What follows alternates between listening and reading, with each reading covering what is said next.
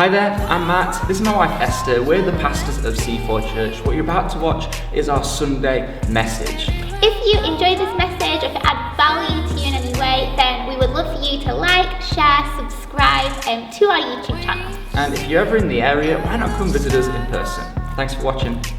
Good morning. Why don't you just say hello to someone while the band go down and I set up here.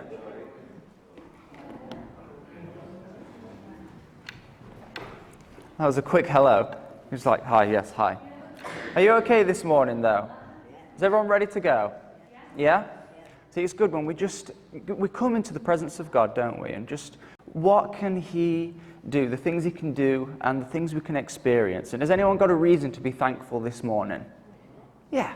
It's amazing, isn't it? You know, even though if things might not always go the way we plan it, God is good, and we give thanks.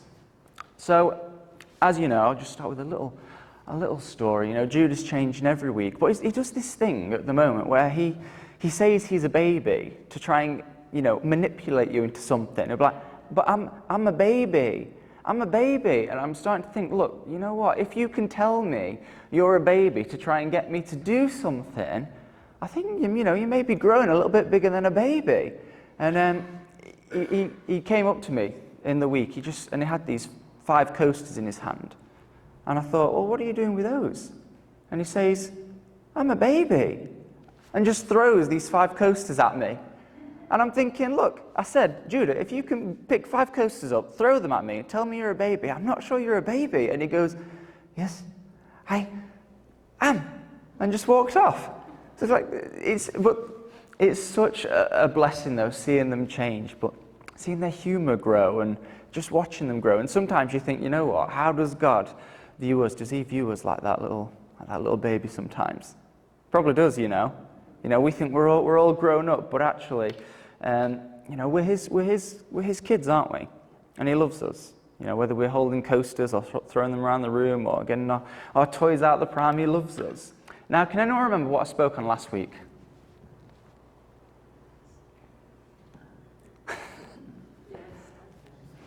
So we looked at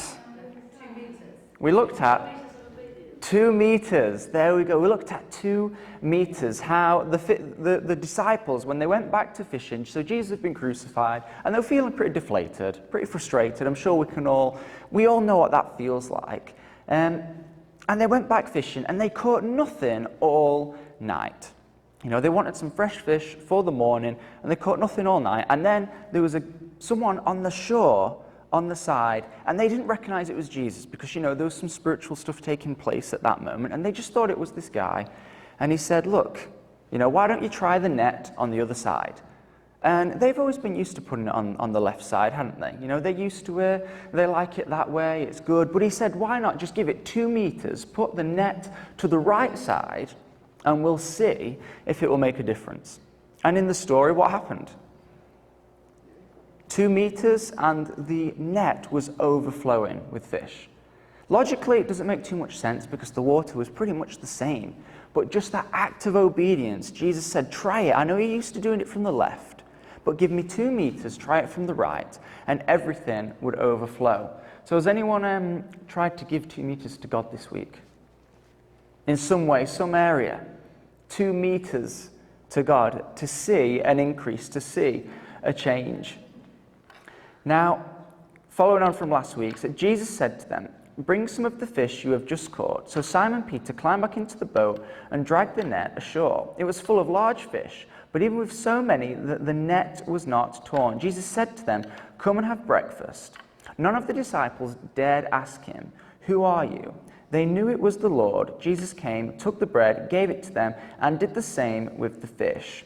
This was now the 3rd time Jesus appeared to His disciples after He was raised from the dead. So at some point they had this realization, actually, it's the Lord. You know, it went from, who is this? Let's just humor him. You know, he's got this silly suggestion. And at some point they realized it's the Lord. And then no one would dare ask Him. Have you ever been in that situation? You know, that God's just doing something in your life. You know it's God. But all of a sudden you just are unsure whether you can confront it. Sometimes we even pretend maybe it's not. No, it's not. No, look, God's not telling me to do that. You know, that's too difficult. God's telling me to do something else, but you just know that it's God. So Jesus, he's having breakfast with his disciples. And we know in that culture, it was an intimate thing to have food with someone, wasn't it? You know, it wasn't just, oh, well, let's grab a meal, let's grab a bite. It showed that you were in fellowship. You had some relationship with these people. You were having some food together, some breakfast, some whatever it would be. You were having a meal with someone. And now who was there with them? Simon Peter. Now, did he have any reason to feel a little bit uncomfortable? So we're told that Peter had denied Jesus 3 times beforehand, and Jesus said, someone's going to deny me. Turns out Peter denied him 3 times. And now this is the first time he's seen him raised from the dead since that occasion. How would you feel? Would you feel a little bit nervous? Have you ever denied someone in real life or rejected someone in real life? In any context, it can feel a bit awkward, can't it? You ever bumped into someone at the shop that you're actively not trying to, come into contact with, and you see them at the shop? What kind of person are you at the store? Do you say hello? Are you a greeter, or are you a head somewhere else? Like, oh, I just really need this tin of beans is so interesting. I'm just going to look at this until they pass me by. Who's a bit of a social butterfly at the shop? Anyone? We've got Jules. We've got Ethan. Good. Well, you could come again, Ethan. So everyone else is a bit of an avoider, is that right? It explains a lot, yeah. So we all see each other at Tesco, and we all go the other way, do we? We're like, no, I'll go this way. I'll go this way. Something's really caught my eye. No, but, it can be awkward if there's someone that perhaps you're not trying to talk to and you bump into them. Now, imagine if that person had then been your mentor and you believed to be the Messiah and God Almighty. That adds another level to the awkwardness, doesn't it? I don't know where you go to from there. It's just, So Simon Peter, he could have felt a little bit awkward. From John 18:25-27, it said, "Now Simon Peter stood and warmed himself. Therefore they said to him, 'You are not also one of his disciples, are you?' And he denied it and said, 'I am not.'" So this was one occasion when he was denying Jesus. One of the servants of the high priest, a relative of him, whose ear Peter cut off, said, "Did I not see you in the garden with him?"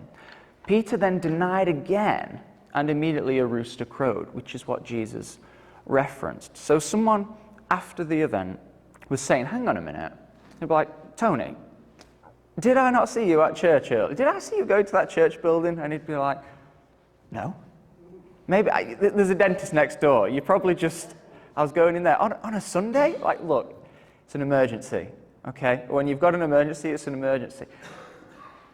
So he denied it. Have you ever done that? Have you ever had a moment where you've denied Jesus? It's scary, isn't it? We might not even have meant to. So you're going through school. I was a little bit of what they call a stealth Christian. Have you ever heard one of those? It's like, I was a Christian, but I was in stealth mode. It's like, did people know? Did my classmates suspect? Probably not. Did I love God? I said I did, but I was in stealth mode. At the time, I think maybe that made sense to me. But you can look back, and in a way, that is a form of denying him, isn't it? A little bit. Maybe sometimes it makes sense to do that. But there was part of me that wasn't giving myself over to him fully because I was maybe afraid or insecure, or you were worried how people would view you for being a Christian.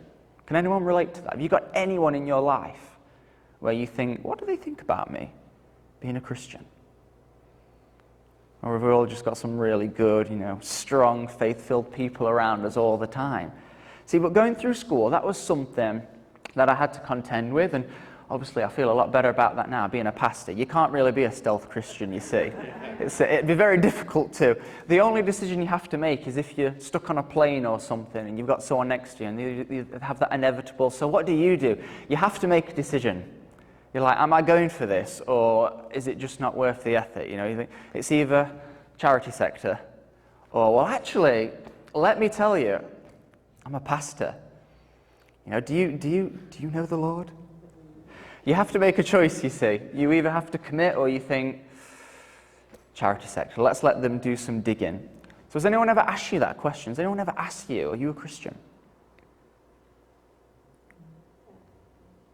We've got some no's and some yeses. So Peter, he was in this position where he had denied Jesus. And we're given some accounts where, you know, he did it 3 times. Someone publicly called him on it and said, didn't you follow Jesus? And he must have been afraid because his master, his Lord, is now not in the picture in his mind. So he's making a decision, isn't he? He's thinking, do I still commit to this thing that has potentially failed? Because I thought Jesus was going to come and do some amazing things, sweep this community off its feet, overthrow the oppressors, and he's been put on a cross. So he made a decision, didn't he? And he thought, I'm going to say no, because I'm frightened what they might do to me. Now, then we fast forward to the story we were looking at last week with the fish, and now Jesus is in front of him again. And how would you handle this situation? You're Jesus. How would you handle this? Your disciple, your faithful disciple, denied you. How are you going to handle this with Peter? I can imagine how a lot of us might like to handle it. Would you want to, call him in for a meeting? Like, Peter, we need to have a chat. Sit down. Would we be making him an action plan? Can you imagine that? An action plan for discipleship. So, it says, when they had finished eating, Jesus said to Simon Peter, do you love me more than these? Yes, Lord, he said, you know that I love you. Jesus said, feed my lambs. Again, Jesus said, Simon, Peter, do you love me? He answered, yes, Lord, you know that I love you. Take care of my sheep. The 3rd time he said to him, Simon Peter, do you love me? Now Peter was hurt because Jesus asked him the 3rd time, do you love me? He said, Lord, you know all things. You know that I love you. So he asks this question, do you love me? He asks him 3 times. And now, if you go back to the original, to the Greek, the original words, you can get a little bit of a different picture that's going on here. On the face of it, it looks like it's just asking him 3 times. There was 3 denials, so I'm going to ask him whether he loves me 3 times as well. Let's create that balance. But it says actually Jesus started with the word that was for the universal 100% kind of love. So he's saying, do you really love me? Like 100% kind of love. Saying, is that what you've got for me? And it says that actually Peter responds with let's get the pronunciation right, the phileo love, which is a lesser form. It can be I've got a respect for, I've got an appreciation of. So someone says, do you really love me? And they're kind of like saying, I love spending time with you. Does that work? They're like, Tony, I love you, man. And he's like, well, I like spending time with you too, Matt. Do you see what Peter's trying to do here? Is even in this situation, he's trying to frame it a different way, and he doesn't want to confront what's going on in his heart. Do you really love me? Like, I really appreciate you. And then Jesus, he adjusts it, you see. And then he drops down to his level, and he says, okay, well, do you really phileo me? Do you love me? Do you appreciate me? And then Peter gets saddened.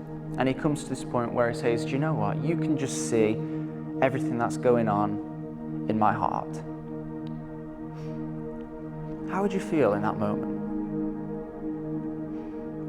It's tough, isn't it? You know, how do you interact with someone that can see through every mask, every barrier, every wall, every defense we've got?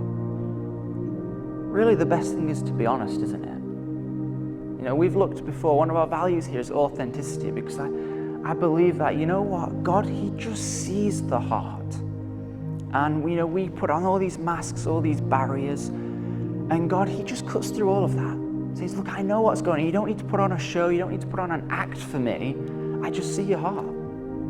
I see your heart. The good, the bad, I see it. And really, all I want from you is that your heart is open, that you give me that love. So if he asked us this question this morning, do you love me? What would we say? Would he ask us, do you love me 100% with the universal, the unconditional love? Or could some of us say, you know, well, Lord, I like spending time with you. I love being in your presence, Lord. But do you love me? Do we give him our entire hearts?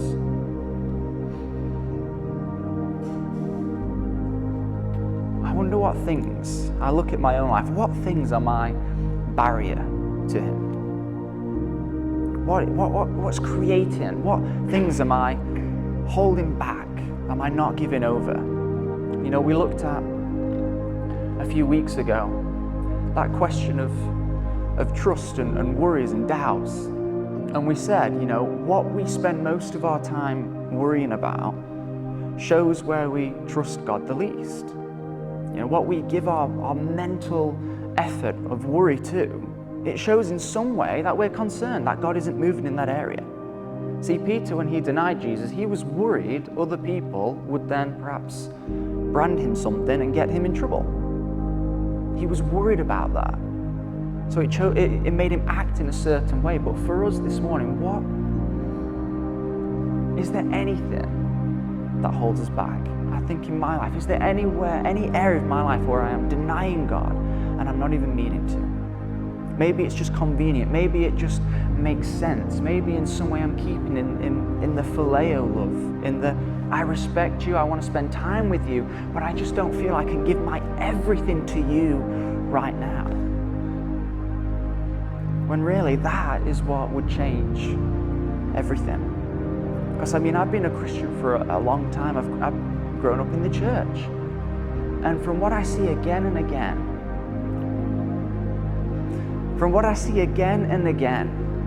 is that when we start to see breakthrough and amazing things taking place, it's where we come to a place where we can find it in ourselves to give our hearts over to him, isn't it?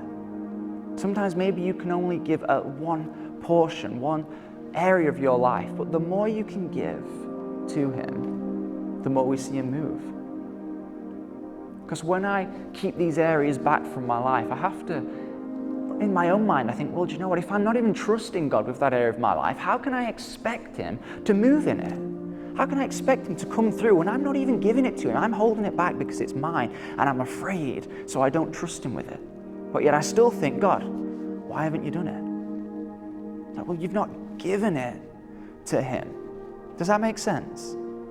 And I would imagine that there is an area of our life, every single person in this room will have something in our heart where we're just struggling to give it over to him, myself included. But what would it look like if we could change that, move that from phileo, God, I respect you in this area of my life, to I'm going to give that to you. That's not going to hold me back anymore. I'm going to give that 100%, unconditional, whatever the surroundings look like, whether you've just been put on a cross or you've just been resurrected. I will not deny you anymore. Does that make sense? So, how would you go in this situation? You're with Peter. You've just asked him, do you love me? They've had that exchange. Do you know what he doesn't do? What fascinates me, what I just think is the grace of God. What doesn't he do? He doesn't take him to one side and say, Peter, do you know what? We need a little chat. I think you're done. You know, I don't think there's any coming back from this. I know you meant well. And I get it from a logical point of view. You're trying to save your own skin. I get it. But you denied me. We're done. And he doesn't do that. Because isn't it amazing? The grace of God, he is not quick to write you off, is he? See, in the world, we can be pretty quick to write each other off, can't we? You ever been written off by someone else? Yeah, oh, it feels great, doesn't it? See, you see this in the church world as well, and I think, you know what, even as a pastor, it's quite a sensitive thing, because anyone who's ever spoken in public or preached, you know, it's quite a difficult thing to communicate yourself in that way. And often you may say things you don't even mean to, or you've described something wrong, or you've left something out because in your mind you've got, you've got way more many ideas and words going on than what you can vocalize in the same minute. So you can end up missing things and skipping things. And do you know what? I've had people in my life write me off because they've heard something that someone else has said about me, or a perception, and they've just written me off. You know, they've never come to me, never said, actually, I've heard this. And it's so painful. I don't think people realize. And I think we've probably all had that at some point, haven't we? Whether a friendship's gone wrong, someone's just written you off, and maybe they've not even had the whole story. Because we don't want to admit it, but you know what? Agendas exist, don't they? People have got narratives to push, goals to do, and sometimes if you get in their way, they'll just run you over. And Jesus, he says, I'm not quick to write you off. Maybe you have made a mistake. Maybe you could have handled this better, Peter. You know, none of us are perfect. But I am not quick to write you off. Now it goes on. Peter turned and saw that the disciple whom Jesus loved was following them. This was the one who had leaned back against Jesus at the supper and said, Lord, who is going to betray you? When Peter saw him, he asked, Lord, what about him? So Jesus has restored Peter, and now he's quite interested in what's going on with other people again, as can happen. Jesus answered, if I want him to remain alive until I return, what is that to you? You must follow me. Because of this, the rumor spread among the believers that the disciples would not die. But Jesus did not say that he would not die. He only said, if I want to remain alive until I return, what is that to you? This is the disciple who testifies to these things and who wrote them down. We know that his testimony is true. Jesus did many other things as well. If every one of them were written down, I suppose that even the whole world would not have room for the books that would be written. I love that little last part. So you've heard all this, and Jesus did so much other stuff that there wouldn't be enough room to write it down. I think, what is he doing in our life right now that we're completely unaware of? Because he's fighting for us right now, isn't he? Behind the scenes, we might not see it, we might not even feel it, but when we're with him and we're praying, we're contending, we know there is something taking place in the spiritual, that there is a fight, a battle taking place, that God is doing something, moving behind the scenes. And sometimes that's where we've just got to find that confidence. Even if I don't see it or feel it, something is happening, something is taking place. Because he's not quick to write us off, and we can think, well, I've made a mistake, I've done this wrong, is Jesus with me? Has he abandoned me? While ever we're in this life, this side of heaven, we've got a chance to come back to him, haven't we? And not only does Peter come back to him, but Jesus says, look, I want you to feed my sheep, take care of my sheep. I want you to look after my people. You who have denied me, you will take care of my people in my name. You will be an ambassador of me. See, equally, I think sometimes we could be so quick to rule ourselves out as well. You know, maybe we've made mistakes in the past and we've done things, or we're in a season where we think, you know what, how is God going to work through me in this?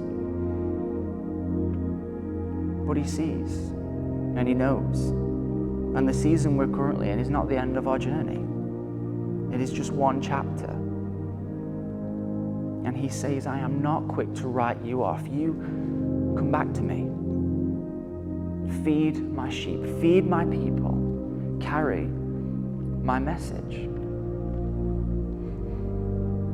What is he doing right now in our life? What area of our life do we need to give over to him? What area of our life do we need to be reinstated to him? Do we need to say, Lord, okay, in this area, maybe I've failed, but I'm going to make a decision. I'm going to give it over to you. And you will reinstate me. And we're going to see something amazing happen. Whether that's our relationships or some kind of sin issue or an addiction or a financial issue or just whatever it could be. What do we need to give over to him to just break that barrier down and see him move?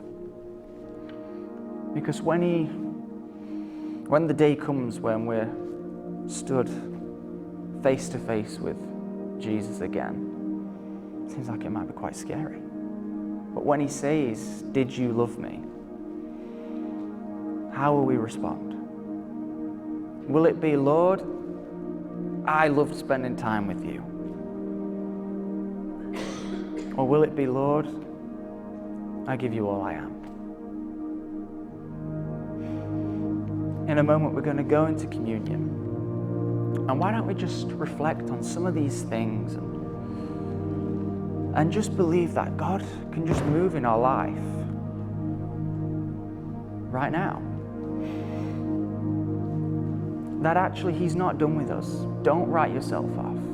If you're feeling that there's an area of your life, if there's feeling shame or neglect, God can just breathe life into that and says, "I want you, I need you, work with me." And equally, what can we carry to other people? If we are called to feed people, to look after, to shepherd people, what can we do for others today?